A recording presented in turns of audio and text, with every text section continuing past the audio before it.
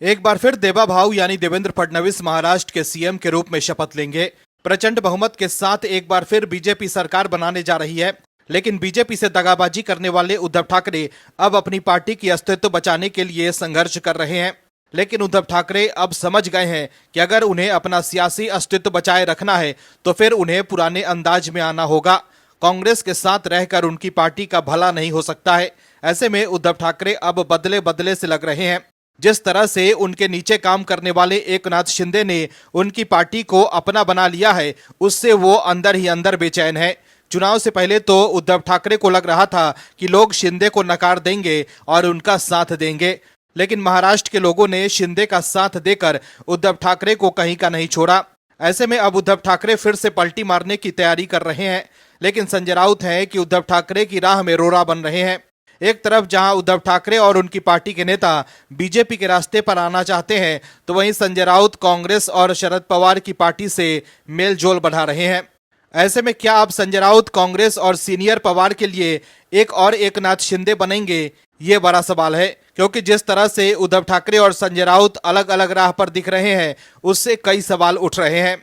इस खबर में आगे आपको बताएंगे सब कुछ डिटेल में, तो बने रहिए हमारे साथ अंत तक और देखिए हमारी ये खास रिपोर्ट।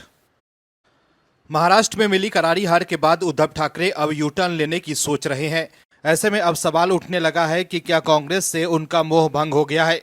क्या उद्धव ठाकरे समझ गए हैं कि अब कांग्रेस के एजेंडे पर चलने से उनकी पार्टी का भला नहीं हो सकता? दर्शकों, हार के बाद उद्धव ठाकरे को अब हिंदुत्व की ताकत समझ आ गई है। हार से उद्धव ठाकरे इतने परेशान हैं कि वो बैठक पर बैठक कर रहे हैं। उद्धव ठाकरे अपने नेताओं को बुलाकर उनसे राय ले रहे हैं कि उन्हें क्या करना चाहिए। उद्धव ठाकरे को यह भी डर सताने लगा है कि अगर उन्होंने पार्टी के नेताओं को एकजुट नहीं रखा तो फिर से पार्टी में बड़ी टूट हो सकती है, क्योंकि उन्हें करारी हार मिली है। उद्धव ठाकरे से दोगुनी ताकत एकनाथ शिंदे के पास है। ऐसे में जो नेता उद्धव ठाकरे के साथ अभी हैं, वो भी शिंदे के साथ जा सकते हैं। ऐसे में उद्धव ठाकरे फिर से हिंदुत्व के रास्ते पर लौटने को लेकर संकेत दे रहे हैं। उद्धव ठाकरे अब समझ गए हैं कि पार्टी को एकजुट रखना है और लोगों का भरोसा फिर से जीतना है, तो उन्हें हिंदुत्व के एजेंडे पर आना ही होगा। ऐसे में अब वो फिर से हिंदुत्व की पटरी पर लौटते दिख रहे हैं। दरअसल महाराष्ट्र में उद्धव ठाकरे की शिवसेना को विधानसभा चुनाव में मुंह की खानी पड़ी है। ऐसे में हार के बाद अब शिवसेना यूबीटी फिर से प्रखर हिंदुत्व की राह पर उतरने जा रही है। दर्शकों, महाराष्ट्र में बीएमसी के चुनाव होने वाले हैं। इसे लेकर तैयारियां भी शुरू हो चुकी है। इस बीच उद्धव ठाकरे ने पार्टी के पूर्व पार्षदों के साथ बैठक की। विधानसभा चुनाव में मिली करारी हार के बाद अब उद्धव ठाकरे महानगर पालिका चुनाव के लिए कमर कस रहे हैं। ऐसे में उद्धव ठाकरे के लिए बीएमसी का चुनाव जीतना इसलिए भी जरूरी है क्योंकि उद्धव ठाकरे की ताकत विधानसभा चुनाव में भी खास तौर पर मुंबई में ही दिखाई दी है, जहां 36 विधानसभा सीट से 10 विधायक मुंबई से चुनकर आए हैं। ऐसे में बीएमसी चुनाव को लेकर शिवसेना यूबीटी प्रमुख उद्धव ठाकरे ने अपने आवास मातोश्री में पार्टी नेताओं की बैठक की। इसमें उन्होंने पूर्व नगर सेवकों को आदेश दिए कि बीएमसी चुनाव कभी भी हो सकते हैं, इसलिए तैयारी शुरू कर दें। इस बैठक में उद्धव ठाकरे ने अपने नेताओं से कहा कि वो हिंदुत्व का मुद्दा जनता के बीच लेकर जाएं। साथ ही उन्होंने ये भी कहा कि हमारी पार्टी ने हमेशा से हिंदुत्व का मुद्दा उठाया है। मुंबई महानगर पालिका चुनाव में हिंदुत्व के मुद्दे को जनता के बीच लेकर जाएं। उन्होंने कहा कि हमने हिंदुत्व का मुद्दा छोड़ा नहीं है। पार्टी के नेताओं के सामने उद्धव ठाकरे की राय थी कि हमें भी जमीनी स्तर पर जाकर काम करना चाहिए, क्योंकि बीजेपी के लिए राज्य से बाहर से लोग आते हैं और पार्टी के लिए काम करते हैं। आपको ये बता दें कि उद्धव ठाकरे की पार्टी अपने दम पर चुनाव लड़ने पर विचार कर रही है। इस मीटिंग में ज्यादातर पूर्व नगर सेवकों ने उद्धव ठाकरे को सुझाव दिया है कि बीएमसी का चुनाव शिवसेना यूबीटी को अपने दम पर ही लड़ना चाहिए। ऐसे में मीटिंग के बाद ये बात बाहर आई है कि बीएमसी चुनाव शिवसेना यूबीटी अपने दम पर लड़ने पर विचार कर रही है। उद्धव ठाकरे ने अपने नेताओं से कहा है कि बीएमसी पर भगवा लहराना है, अभी से काम पर लग जाओ। उन्होंने कहा कि ईवीएम का मुद्दा है, लेकिन उसे हम देखेंगे। आप संगठनात्मक ढांचे को मजबूत करने के लिए काम शुरू करें। चुनाव कभी भी हो सकते हैं, इसलिए लापरवाही न बरतें। लोगों के पास जाओ और नई ऊर्जा के साथ काम करो। वहीं बीएमसी चुनाव के मद्देनजर उद्धव ठाकरे की ओर से पार्टी के पूर्व नगर सेवकों को निर्देश और मार्गदर्शन दिए गए। तो देखा आपने कैसे हार से उद्धव ठाकरे अब फिर से हिंदुत्व के रास्ते पर लौटते दिख रहे हैं। वहीं उनकी पार्टी के नेता अकेले चुनाव लड़ने की भी सलाह दे रहे हैं। ऐसे में इस बात की संभावना है कि उद्धव ठाकरे कांग्रेस से अलग होकर अकेले चुनाव लड़ सकते हैं। उद्धव ठाकरे भी देखना चाहेंगे कि कांग्रेस से अलग होकर उन्हें फायदा होता है या नुकसान। करारी हार के बाद संजय राउत समझ ही नहीं पा रहे हैं कि उन्हें क्या करना है और क्या नहीं, या यूं कह सकते हैं कि संजय राउत समझना ही नहीं चाहते हैं। दर्शकों, देश का विपक्ष वोट बैंक की लालच में हर वक्त तुष्टीकरण की राजनीति करता है। ऐसे में अब शिवसेना यूबीटी के सांसद संजय राउत भी विपक्ष के साथ कदम से कदम मिलाकर चल रहे हैं। संजय राउत कोशिश कर रहे हैं कि तुष्टीकरण की राजनीति के इस दौर में वो कहीं पीछे न छूट जाएं। ऐसे में अब वो खुलकर मैदान में आ गए हैं। संजय राउत भी जानते हैं कि अब बाला साहब ठाकरे की शिवसेना शिंदे के पास है। जो असली शिवसैनिक है वो शिंदे के साथ चले गए, और जो लोग बाला साहब ठाकरे के विचारों को मानते थे वो भी शिंदे के साथ हैं। ऐसे में शिवसेना यूबीटी को अब हिंदुत्व के एजेंडे पर वोट नहीं मिलेंगे। ऐसे में अब वो मुस्लिम वोट बैंक के लिए कांग्रेस और सीनियर पवार की एनसीपी को पीछे छोड़ देना चाहते हैं। हालांकि वो बात अलग है कि उद्धव ठाकरे की पार्टी के ज्यादातर नेता फिर से हिंदुत्व के एजेंडे पर आना चाहते हैं। ऐसा कहा जा रहा है कि उद्धव ठाकरे भी चाहते हैं कि हिंदुत्व के एजेंडे पर आगे बढ़ें।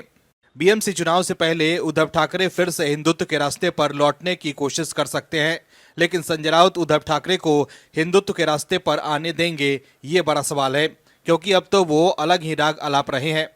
दरअसल महाराष्ट्र में एक बार फिर बीजेपी की सरकार बनने जा रही है। ऐसे में संजय राउत तिलमिलाए हुए हैं कि वो कैसे सत्ता की मलाई खाने से चूक गए।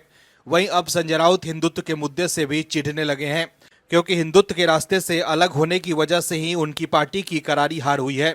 ऐसे में बीजेपी को हिंदुत्व का मुद्दा उठाते देख संजय राउत तिलमिला जा रहे हैं। दर्शकों, पीएम मोदी ने सभी सत्ताधारी सांसदों के साथ द साबरमती रिपोर्ट फिल्म देखी। इसी बात को लेकर विरोधियों द्वारा आलोचना की जा रही है। ठाकरे गुट के नेता और सांसद संजय राउत ने साबरमती रिपोर्ट को लेकर कड़ी आलोचना की है।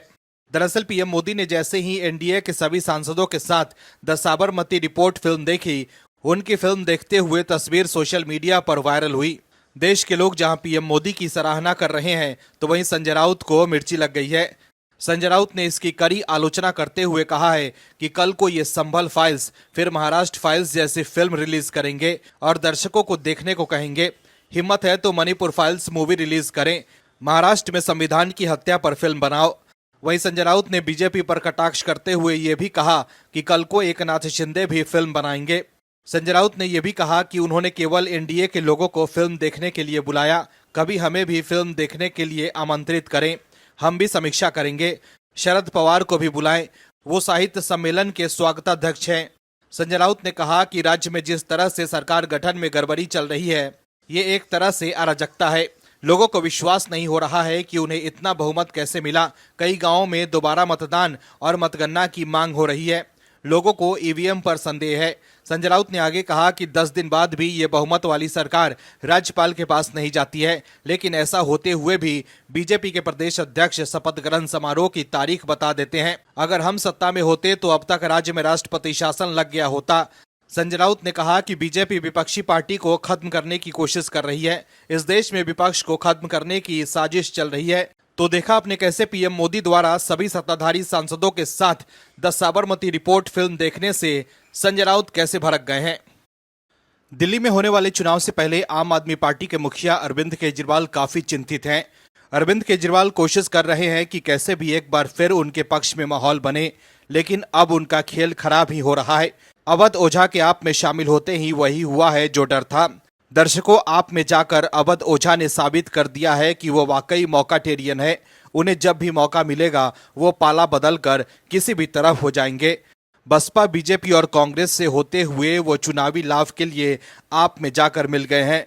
हालांकि देश के भीतर राकेश सिन्हा से लेकर मनोज झा तक कई शिक्षक राजनीतिक बने, लेकिन बदलाव कुछ ज्यादा हुआ नहीं और ओझा के आप में जाने से पार्टी को कुछ फायदा होगा, वो भी उनकी सबसे बड़ी भूल है। ओझा खेल गए या अरविंद केजरीवाल को खिला रहे हैं, ये तो आने वाला समय ही बताएगा। लेकिन अरविंद केजरीवाल को दिल्ली में हार का कितना डर है कि वो सोशल मीडिया ख्याति प्राप्त शिक्षकों को पार्टी में शामिल करा रहे हैं। अरविंद केजरीवाल जानते हैं कि उनकी असलियत अब बाहर आ गई है कि आम आदमी बनने वाले अरविंद केजरीवाल कितने खास आदमी हैं, जो अपने परिवार के साथ शीश महल में रह रहे थे। लेकिन अब अवध ओझा के आप में शामिल होने के बाद जो हुआ है, उससे अरविंद केजरीवाल बैकफुट पर आ गए हैं। दरअसल यूपीएससी कोचिंग टीचर अवध ओझा आम आदमी पार्टी में शामिल हो गए हैं। इस दौरान आम आदमी पार्टी के मुखिया अरविंद केजरीवाल और मनीष सिसोदिया भी मौजूद रहे।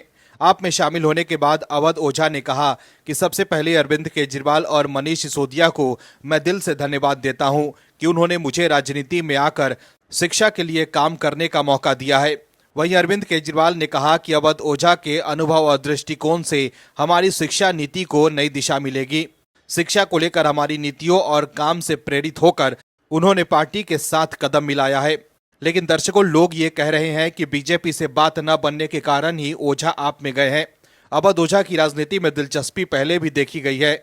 उनके इससे पहले लोकसभा चुनाव लड़ने की चर्चाएं भी थी। तब उन्होंने बीजेपी के नेताओं से मुलाकात भी की थी। हालांकि उस दौरान बीजेपी ने उन्हें टिकट नहीं दिया, जिसके बाद अब वो आप में शामिल हो गए हैं। वहीं अवध ओझा की पुरानी टिप्पणियों की वजह से कई बार वो विवादों में रहे हैं। उन पर उनकी क्लास में अश्लील बातें करने के भी आरोप लग रहे हैं। वहीं दिल्ली बीजेपी ने अवध ओझा के एक पुराने वीडियो को सोशल मीडिया पर पोस्ट कर लिखा है, देख रहे हो विनोद, यूटर्न मास्टर की भरमार है आप में। इस वीडियो में अवध ओझा दिल्ली में आप सरकार द्वारा एक बोतल पर एक बोतल शराब फ्री देने को लेकर अरविंद केजरीवाल की आलोचना कर रहे हैं और कह रहे हैं कि इनके जैसे लोग आएंगे और जनता जागरूक है तो रहे न वो जेल में। इस वीडियो में अवध ओझा हंसकर अरविंद केजरीवाल की आलोचना करते हुए कह रहे हैं कि ये जो दारू बंटवाई इसका खामियाजा भुगता कि नहीं भुगता, जेल में रहे, मुख्यमंत्री पद से हटे। दर्शकों, जो अवध ओझा कुछ समय पहले तक अरविंद केजरीवाल की आलोचना कर रहे थे, वो अब अचानक कैसे उनसे प्रभावित हो सकते हैं? कैसे अवध ओझा ने इतना बड़ा यूटर्न ले लिया? दर्शकों, ओझा ये सब राजनीति में रहकर मलाई खाने के लिए कर रहे हैं। बीजेपी ने टिकट नहीं दिया तो वो आप में चले गए।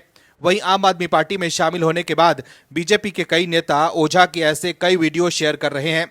ऐसे ही एक्स पर शेयर किए जा रहे एक पुराने वीडियो में अवध ओझा अरविंद केजरीवाल की आलोचना करते दिखते हैं। केजरीवाल पर हमला बोलते हुए अवध ओझा ने कहा था कि हर महान आदमी का एक कैरियर गरीबों के मसीहा के तौर पर शुरू होता है। अरविंद केजरीवाल शर्ट बाहर किए हुए, चप्पल पहने, मफलर बांधे कह रहे हैं कि भारत में बड़ा करप्शन है और मैं करप्शन को उखाड़ फेंकूंगा। फिर चिल्लाने लगे कि मोदी जी गुजरात में शराब अवैध तरीके से बेचते हैं। उन्हें पता चला कि ज्यादा पैसा तो शराब से ही आता है और इनको पंजाब का भी चुनाव लड़ना था तो शराब दिल्ली में बेच दी।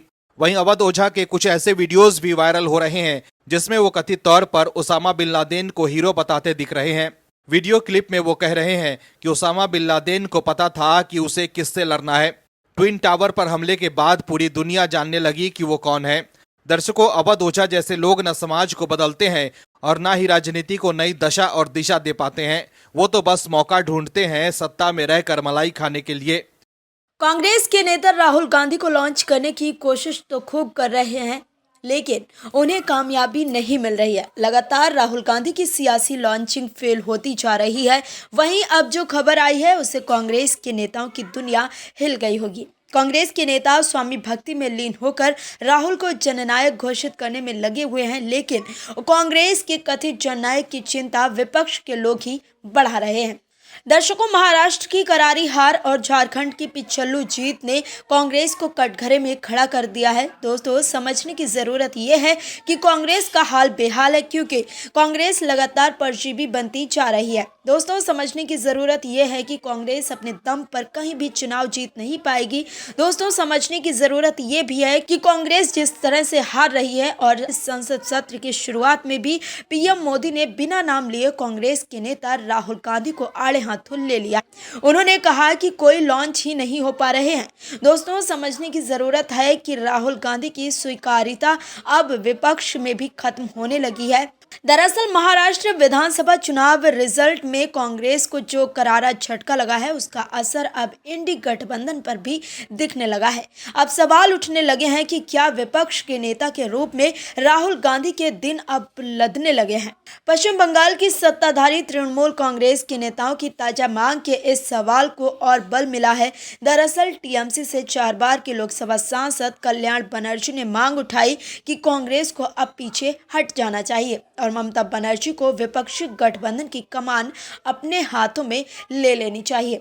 कल्याण बनर्जी की इस मांग का पार्टी के दूसरे सीनियर नेताओं ने भी समर्थन किया है। उनकी इस मांग की गंभीरता का इस बात से अंदाजा लगाया जा सकता है कि संसद के शीतकालीन सत्र से पहले कांग्रेस अध्यक्ष मल्लिकार्जुन खड़गे ने विपक्षी दलों की बैठक बुलाई थी, लेकिन इसमें टीएमसी से कोई शामिल नहीं हुआ। ममता बनर्जी को सिद्ध नेता बताते हुए टीएमसी सांसद ने कहा कि वो पूरे भारत में एक लड़ाकू के रूप में पहचानी जाती हैं। उनका नेतृत्व और जनता से जुड़ने की क्षमता उन्हें इंडिया ब्लॉक का आदर्श चेहरा मानती है। बिना एकजुट और व्यावहारिक दृष्टिकोण के विपक्ष के प्रयास विफल होते रहेंगे।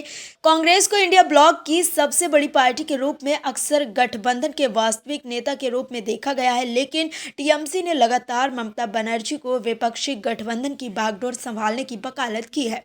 दर्शकों, हरियाणा और महाराष्ट्र में करारी हार के बाद राहुल गांधी की छवि और खराब हो गई है। बीजेपी दावा कर रही है कि राहुल गांधी अब तक 89 चुनाव हार चुके हैं, लेकिन फिर भी कांग्रेस के नेता इस उम्मीद में बैठे हैं कि राहुल गांधी उनके लिए कोई चमत्कार करेंगे। हालांकि अब इंडी गठबंधन के साथ ही कांग्रेस की चिंता बढ़ा रहे हैं। और भी वीडियोस देखने के लिए चैनल को सब्सक्राइब करें और बेल आइकन को दबाएं।